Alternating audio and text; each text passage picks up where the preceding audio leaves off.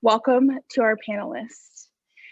So, to get started, Andrea, I'm going to ask you, what does a day in the life look like for you as a single mom and a caregiver managing a full-time career during this pandemic? Um, it's changed drastically, even just in the last year, with the shutdowns and then the partial reopenings. I live in Idaho, where we're moving ahead into more open phases.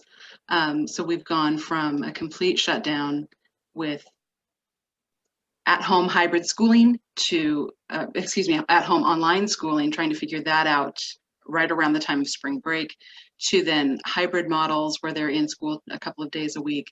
And I've been back and forth to the office and at home, trying to keep an eye on what my kids are doing, and at the same time monitoring my mother, who was diagnosed with dementia a year and a half ago. So we're in the early stages of figuring out caregiving for her. And then at the end of January, she had a stroke. And so everything we thought we had in place for gradually implementing caregiving has totally changed. So, right now, a day in my life is working from home. My firm is letting me work from home, and taking some long lunches to go visit her at the rehab center, but also trying to be home and supervise logins for online school, and making sure food gets on the table and everything else. It's tiring. Yes, I can imagine. Sharifa, what has life been like for you as a mother and an educator? Well, so we had to make some changes pretty quickly because of the pandemic. In Texas, there is a plurality of approaches to the pandemic as a whole, diversity of views as to how to handle it, as to what should be open and closed. And so we as a family had to make decisions based on the information that we had at the time, and based on the medical advice that we received from our doctors. And for us, that meant pulling the boys out of school and starting to homeschool. And I think that there are so many people who can relate to the fact that the kids are at home, and whether they're learning online or in a hybrid situation, or whether they're being homeschooled, it's not normal. This is a real reactionary phase that we've been in. And I think the biggest challenges for me as an introvert is that time retooling and mental health looks very different now. And I'm saying that as a person with so many privileges, in terms of not being food insecure, not being home insecure, raising one generation and not caretaking for two generations. And even with those privileges, we're in, I mean, I know we're all tired of hearing unprecedented, but like we're in unprecedented times, and it's really exacerbated the fissures in our society that were already there. It's and on a micro level, that's happening in homes all over, including mine. And we have to rethink what communal care looks like, what mental health looks like, what it looks like, to just be in a bathroom for 5 minutes without having, questions. Okay, so yes, you understand, right? And so I guess that's just a microcosm of the challenge, but the joy is that I feel like our family has grown closer. We've learned in an accelerated way, how to communicate feelings and emotional complexity. I feel like there's a lot that I've been able to impart to the boys just by being there day in, day out, all the time. So that's been the joy of it. Judah and Zion, do you want to share a little bit about your experience? How are you enjoying homeschooling? Well, I like it because I get to do all my work and I get to finish like at 10, 11, or 12.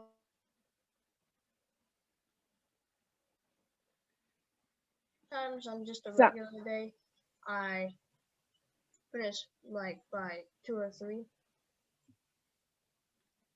So you like getting to finish school early? Yeah. Okay. Zion, do you have any? What about you? Well,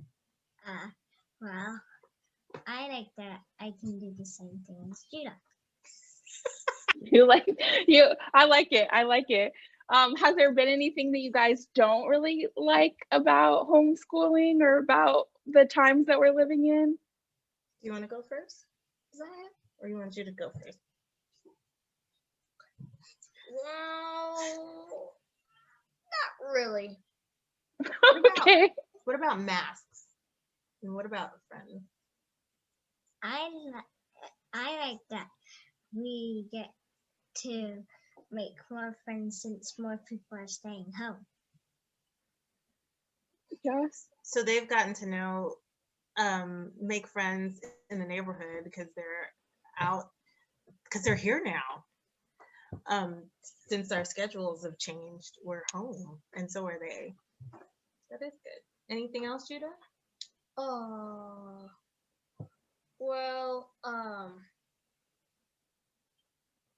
If you don't have anything else, that's okay too.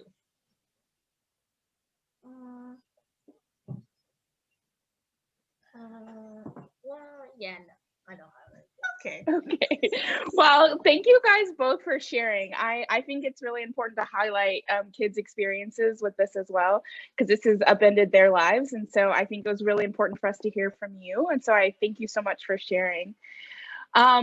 Regina and Jua, how has the relationship between your work and your family changed during the pandemic? And has there been a difference between mom and dad's responsibilities and how you're navigating them? Yeah, so I think we would say one word describes life right now, and that's crazy. Yes. Yeah. I see a lot of head nod. We see a lot of head nod. Yes.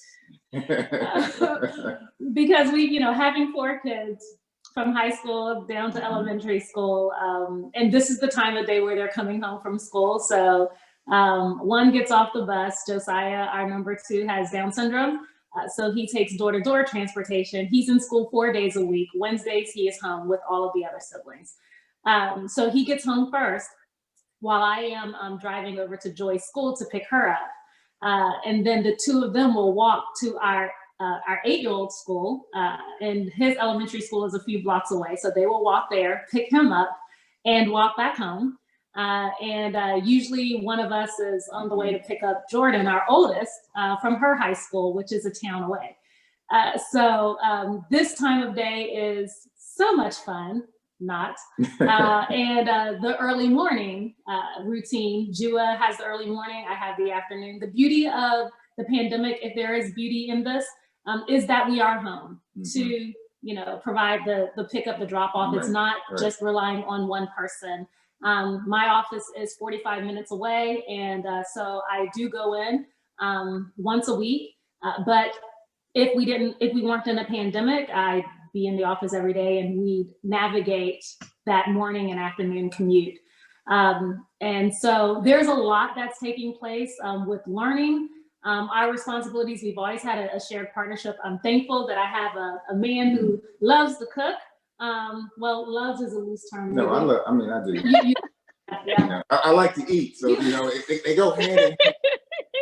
It's a mixed blessing, Yeah, and I mean, he makes a better pot roast, makes better soup. I make the comfort foods, the Southern foods. I'm from Virginia. And so it's a great blend. And our kids also have great kitchen management and great awareness and confidence in the kitchen. And that really does help with the family management component. So the pandemic has been disruptive. It has amplified challenges. It has kind of, exacerbated inequities within our systems and our structures.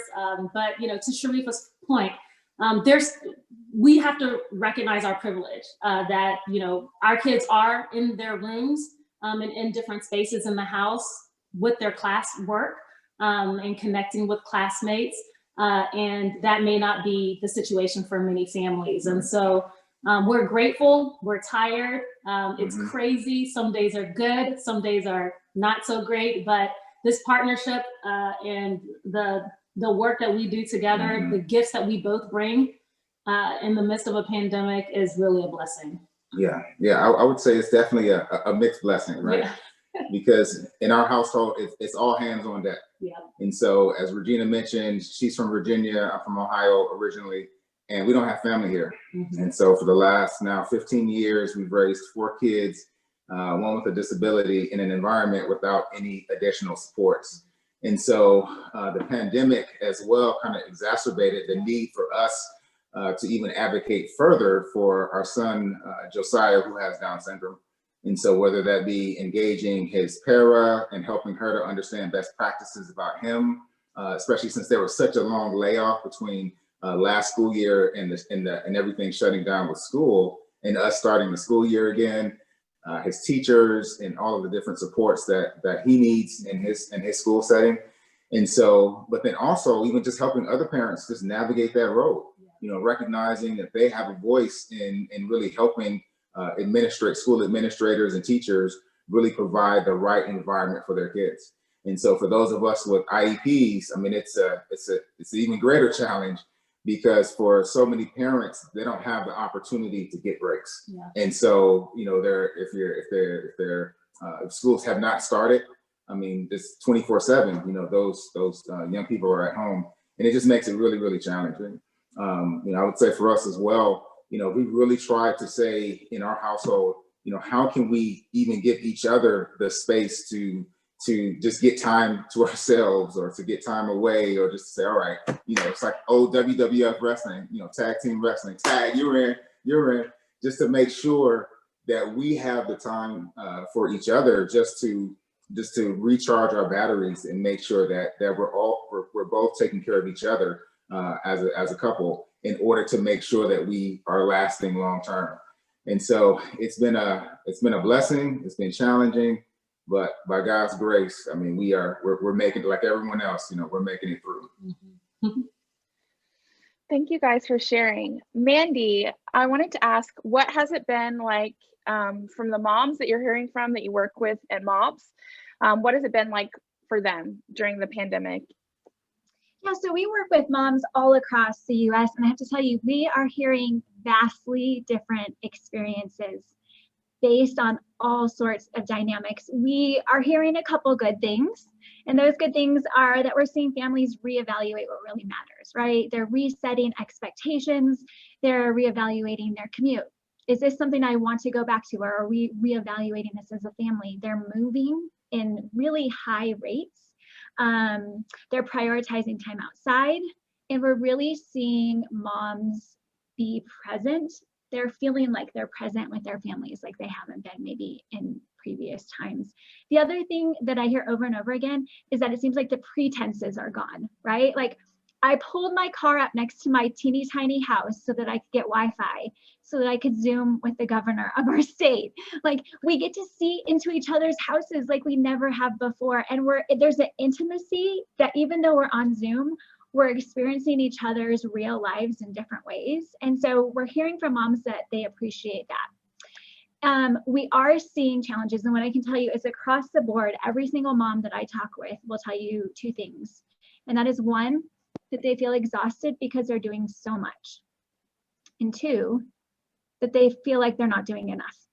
So we're in this chronic state of exhaustion because we're doing so much, even above and beyond what we normally do. And yet we feel like we're not measuring up.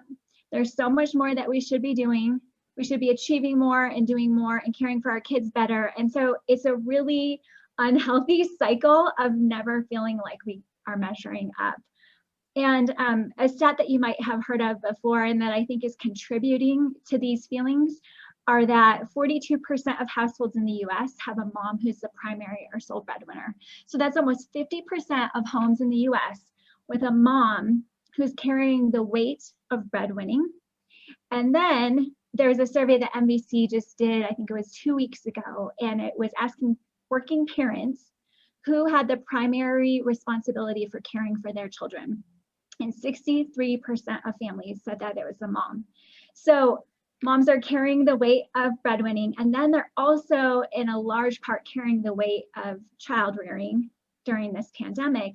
And so we just see moms who are overextended. And the word that I've been hearing over and over again, I wrote it down so I would remember, is they're feeling deregulated. And what they're saying is that they're behaving in ways that they would say are not like them. So I don't know about the rest of you, but we're seeing really high rates of moms who are lashing out in anger, and a lot of times physically, and that's not something that's being talked about. We're seeing moms who are experiencing extreme grief, and that's not a word that we're using a lot, but moms who are having all the symptoms of walking through the different stages of grief, but they don't have that word to put on it. So they're like, why am I feeling this way? Why am I having these feelings? And it's because they haven't had a chance to grieve what's been lost over the past year. And we're seeing a lot of women who feel extraordinarily isolated, and not because of quarantine, because of the current cultural state of our nation and the feeling of, oh my gosh, I feel like I can't find common ground with the people around me. And it's because we are so divided. It's like that inner state of not being okay because our neighbors are divided and the people on TV are divided. And so trying to find that common ground where we can be supportive and cheer each other on and recognize that we are neighbors and it doesn't matter who we voted for, but we can love each other well. So that's some of the things that we're seeing from moms around the country. Yeah, I think mental health and self-care is a really important conversation to be had about caregiving in this time. I think, as everybody kind of pointed out, when you can't, there's not that normal escape, and whether it's, you fit like you're in a place where you physically can't leave, or restaurants and things like that aren't even open, coffee shops aren't open. So even if you wanted to go somewhere, there's nowhere to go. So yeah, I appreciate that you all highlighted that, because I think that's an important part of this conversation. Andrea, what are some of the changes to your work and parenting responsibilities that you'd like to keep that have come as a result of the pandemic? And then what would you like to be different? If you had, a magic wand and could, whatever policy of support that you needed, what would that look like? Magic wand, I mean, I'd go back 2 weeks and stuff the blood clot in my mom's brain. That would be the first thing I would do. But yeah. I'm very grateful for the firm that I work for, because they've been, even before the shutdowns, they were talking about ways that they could support me as they were becoming aware of my mom's diagnosis and the fact that I have these teens that are getting ready for college, and that there were going to need to be some changes to my schedule. And we were already talking about what that would look like. And so in some ways, statewide shutdowns helped to accelerate that and normalize it in a lot of ways. I'm not the only employee that has a vulnerable person who needs more care. I know there are at least 3 of us just on the floor where I work. So this has been an opportunity for us to be more present with our loved ones, with my kids as they're processing all of this, but also to observe my mom and her rate of decline, to be here on the day that she was having a stroke, to take her to the ER, because otherwise I would have been commuting home, those kinds of things. I'm not taking any of that for granted, because it was kind of, in some ways, it was a gift to have the last 11 months together to build some new memories. But as a single parent, it's still all on me. So when people are vaccinated and things open up, those pressures aren't going to go away for me. I'm still going to be the one making the decisions about, how long the kids can stay up, and having to have that argument about, I don't care that you're 18, you have school tomorrow. And and my mom was the second adult in our house. She was still functional and able to drive the kids places. And so we were still able to do that kind of split chauffeur situation, that it's now all back on me. So I'm having to learn how to ask for help from my church community and my neighbors, and that's been difficult for me. I'm also learning to accept the help as it's offered, because it has always been there. I just didn't know how to recognize it or accept it. So, I think the opportunity is for me to continue to work with some flexibility. That's something I definitely want to keep. We don't know, honestly, if my mom will be able to come back to this house or not. If she is, we don't know what level of care she'll need. If we would need somebody to just come in and check on her a couple of hours, or if we need somebody here 24/7, because I can't do all of it. And the doctors and the nurses around us have been wonderful about reminding me of that and saying, you need to go home and get some sleep in your own bed. You can't just stay here.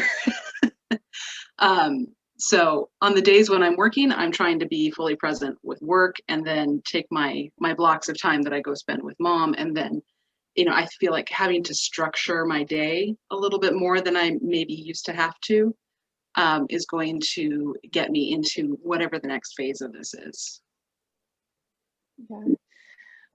Yeah, thank you so much for sharing that. It sounds like a huge burden. But thank you for taking a block of time to be with us today, given all of your responsibilities. Sharifa, would you like to share sort of what changes that your family is thinking about keeping, and then what, when things open up, do you want to be different? So our family hasn't ever been conventional in terms of time and 9 to 5. I really can relate to the Robinsons as far as having no immediate family around, and having to be creative about how to raise the kids and how to juggle schedules for that. I have noticed that there's a lot of busyness that has been cut out of our routine. And I think that there are conventions that we just bought into about how we ought to be dividing our time that I don't buy into anymore. And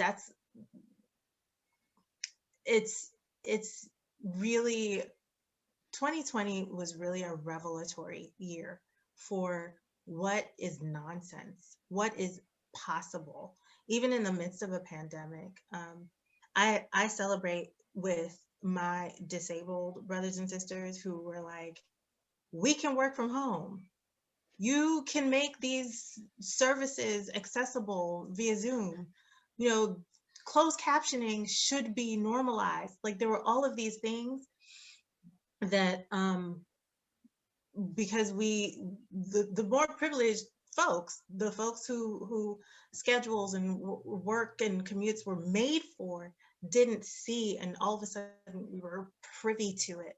And I want that to continue.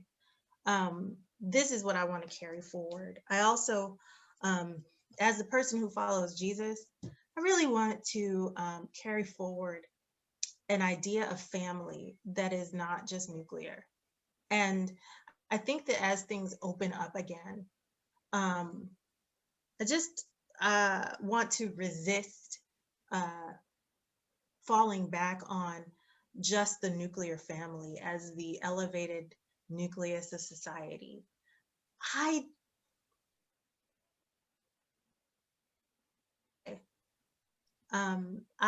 need help.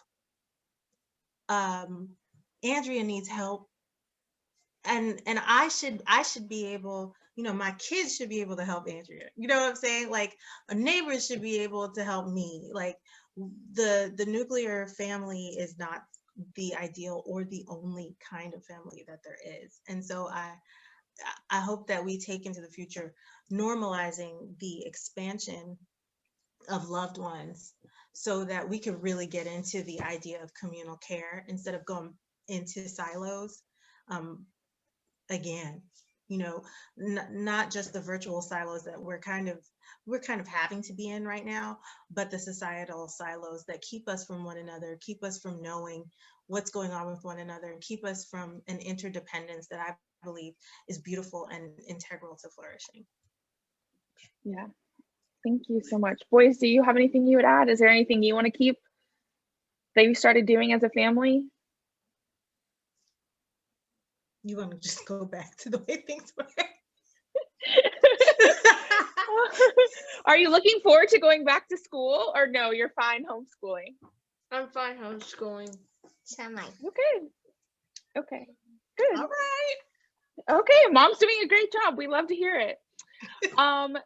So Regina and Jua, I wanted to ask you guys, have there been any sort of, you mentioned already that you have a son with special needs, to talk a little bit about the unique challenges of parenting both African-American children and a child with special needs during the pandemic, and speaking a little bit to sort of that experience. Sure. Yeah, it's been a double blessing and a double challenge in many ways. So my day job as a Dean of Student Affairs at a college of non-traditional students allows me to see and experience what they are going through, because I'm living that reality as well. Parenting in caregiving while also working, while also, you know, I'm in a doctoral program, I'm a second-year student, studying leadership and studying women's experiences as they rise into executive ranks. And so it's a unique relationship that I get to have to connect with my students, recognizing the challenges that they're facing with, within this pandemic. While also many of those students are teachers, they're educators, they're administrators. Some of them as well are in that sandwich generation of caring for children while caring for parents. Some of them are also caring for children with special needs like I am. And so it's a blessing that I can bring my full and my whole self, to work as I am engaging students, as I am encouraging them, as I am solving problems for them. But the challenge is, working remotely while also parenting, while, also tending to the needs of our kids. Josiah, when he is home on Wednesdays, all of them are home because he has Down syndrome, and because that's, an intellectual disability. It requires someone to sit within proximity, in close proximity, to listen to what's taking place in the classroom. Whereas the other kids are in their rooms, or, in the sitting room, and, in the kitchen.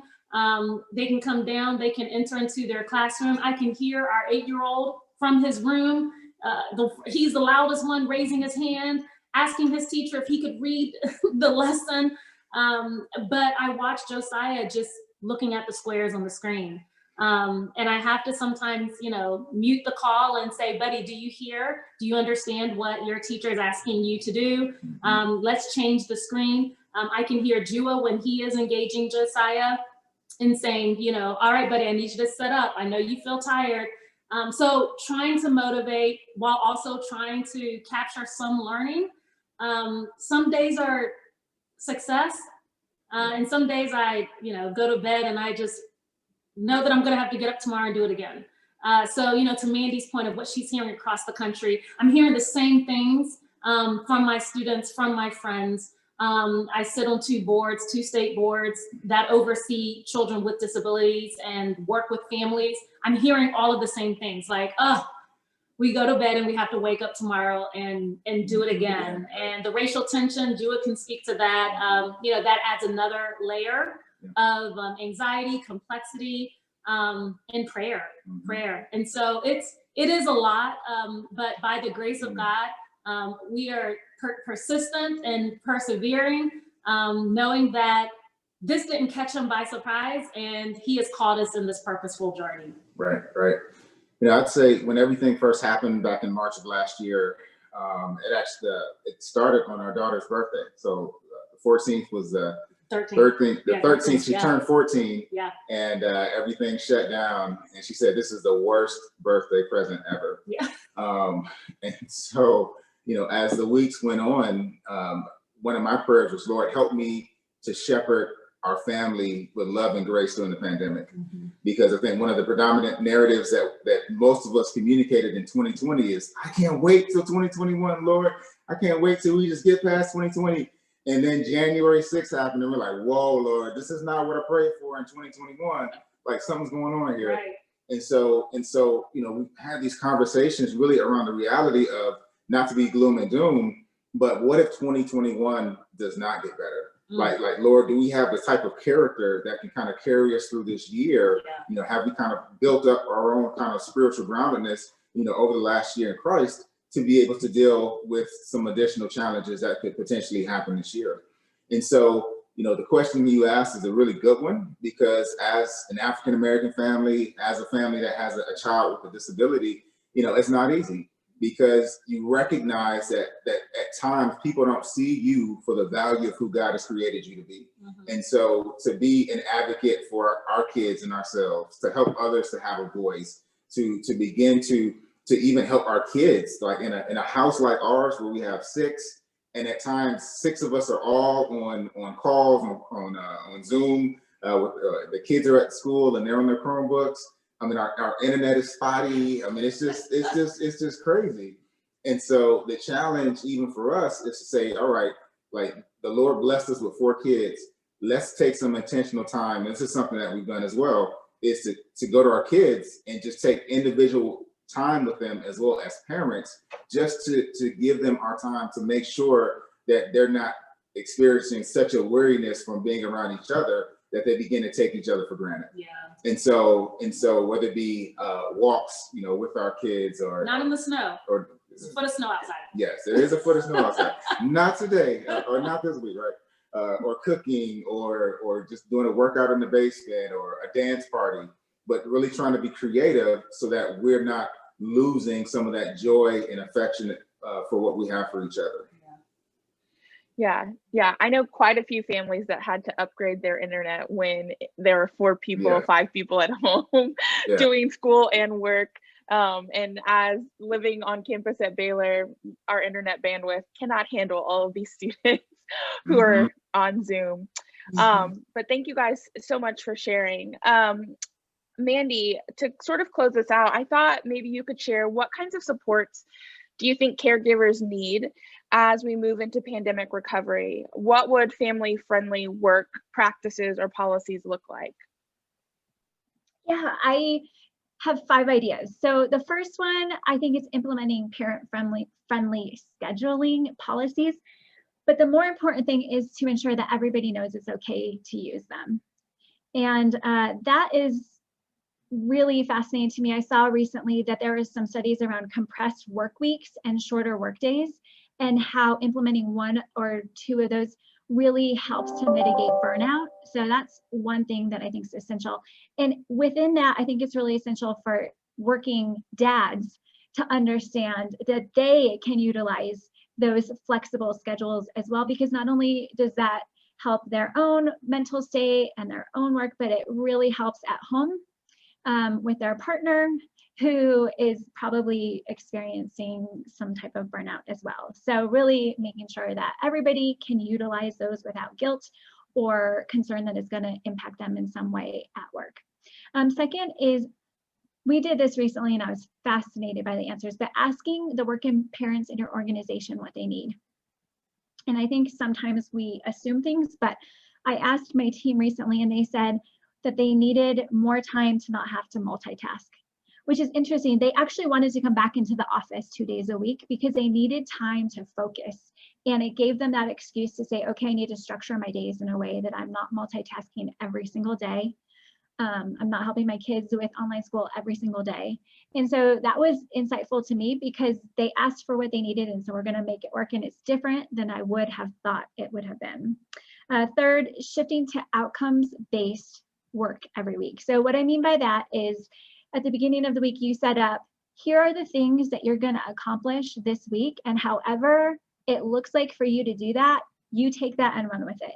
Whatever hours that means, whatever work schedules, it is up to the employees to figure out how to get those outcomes done, and whatever they need to do that, that's up to them. And giving people the flexibility to do that is tremendously freeing, particularly for parents who are navigating all different things throughout their day, like we've heard.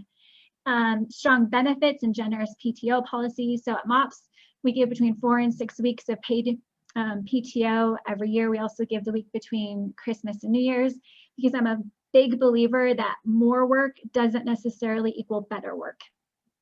And when our team is refreshed and replenished and they've had time to decompress from their work, they actually come back stronger with more energy and more focus. So I'm a big believer in strong benefits and strong PTO policies. And then focusing on whole person development. What I find over and over again, particularly this past year, is that when we provide lots of opportunities for not only professional development, but personal development, when we help our employees to really do things that give them energy and feed their soul and make them a more well-rounded individual, that not only serves them, but it helps the organization to be more well-rounded and more energized, and to have different skill sets among the team that we get to work with. So I'm seeing that as more and more organizations implement whole person development, that I think it will take us into the future of what post-pandemic work will look like.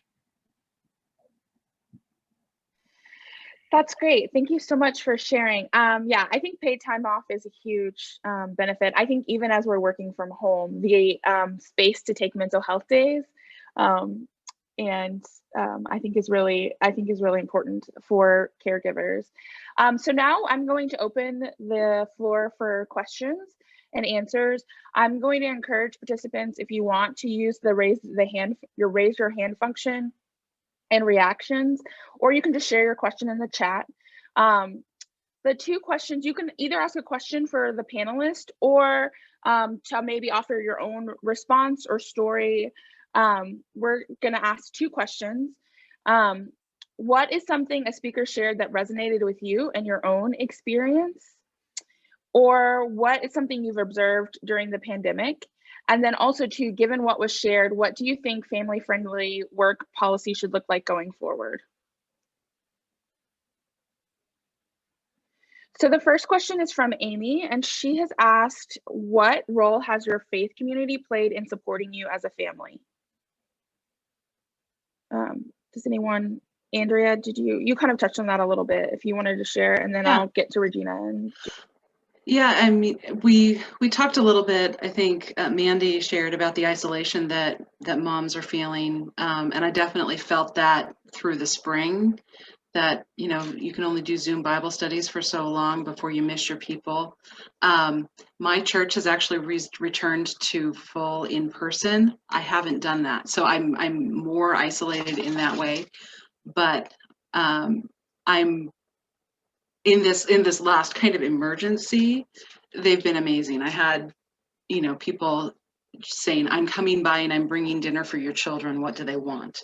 And I had a day when the girls had to go to school. I was headed to the hospital, and I texted a friend and said, can you watch my dog for me for today? Because I can't just leave her alone in my house. She'll tear it apart. And she did that. She watched the dog, and then the girls were able to pick her up when they were out of school. And so that was something that was very helpful. I've had, my Christmas decorations are still up because I hurt my back right after Thanksgiving. So it's been a fun couple of months. I have a friend that's coming over to help me take down my Christmas decorations, another one who's coming to help me go through my mom's important papers so I can figure some things out. And these are all people from our church community. So they're showing up in my texts and saying, I want to help you. You know me and my skills. What do you need? What kind of practical stuff do you need? And then they're saying yes. And that's the big thing. I think if you're going to offer help, you have to say yes to the requests that are made. Yeah. Regina? I think that the church community can play such a critical role right now. Everything rises and falls on leadership. And I'm thankful for a leadership team. My husband plays a role on the leadership team. I sing on the worship team, and little things like connecting with the kids ministry. This is a time where families more than ever need to hear from church leadership. They've created a Marco Polo page for the kids and the parents, and so you'll see the videos of kids interacting with each other. They're sending home family kits where the kids can have activities, and the moms can have some reading plans, and the couples can have some time together, and then they're asking you to send a Marco Polo video to share how you engaged with it. Now this may seem simple, but it's new. It's new because of the pandemic, because we can't see each other and visit each other. So I really try to encourage church communities, church leaders, and community leaders to embrace what I call the ICU moments, finding critical ways to have those ICU moments, to Andrea's point of seeing the families who have a loved one who's sick. COVID is getting closer and closer and closer to home, right? Family members, extended family members, neighbors, friends in the community, finding ways in the snowstorm. My kids asked recently, Mom, is there someone's sidewalk that we can shovel? They're eager to get out and shovel, not just our driveway, but others. Amen, hallelujah. Find those ways to volunteer, provide community service. So I'm thankful that our church is embracing opportunities to connect digitally, but also finding ways to have the ICU moments. We recently had a men's gathering one Sunday morning where just the men came for a prayer gathering, socially distant. And then last Sunday we had a women's gathering, and we're going to have more of those. It was such a sweet time for just the ladies to get together, such a sweet spirit. And those are ways, again, that we need to think creatively, innovatively, to connect with each other, but also to care for one another. Thank you guys for sharing. Are there any other questions, or Sharifa or Mandy, did you guys have any follow-up comments? Okay.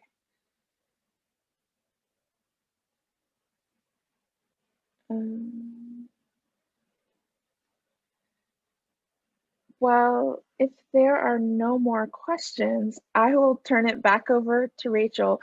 I want to thank our panelists for participating. I want to thank especially Judah and Zion. I know this was very hard and challenging, but we so appreciate your contributions and that you're enjoying your school day.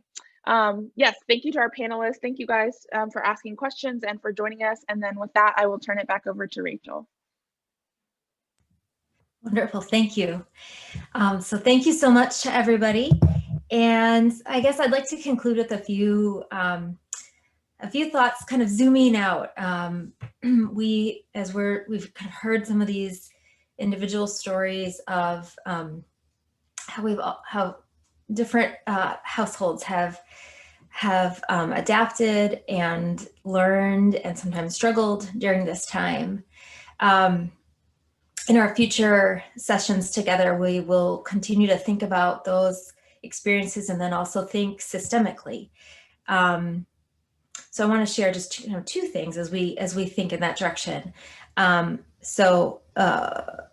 For one, we know that kind of nationwide, when parents have been surveyed about their ability to continue to work during this time and the weight of family responsibilities, that dynamic that Mandy described is very, very real, and that Regina echoed. And there's kind of both a sense of exhaustion and also a sense of not enough. 20% of adults in the United States have either have left work because of caregiving responsibilities. So we're going to be thinking a lot, I think, both households individually and then collectively, what does that return to work look like? How can that be supportive to parents, caregivers, and the whole household.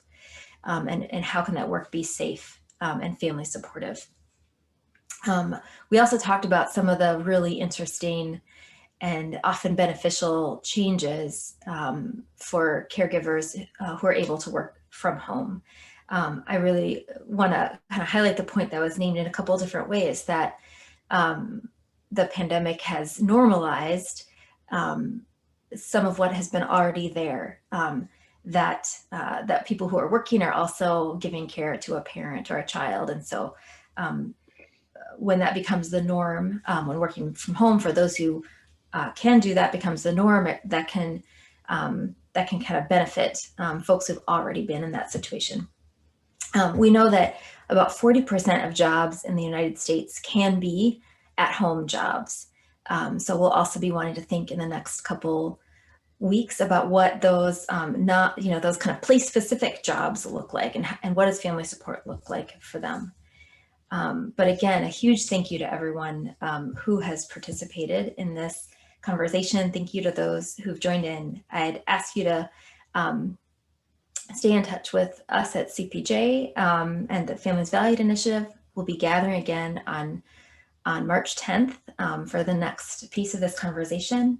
And kind of close with a recognition for those of us that kind of we say at CPJ that we welcome and give thanks that God is present with us in our care and in our family life.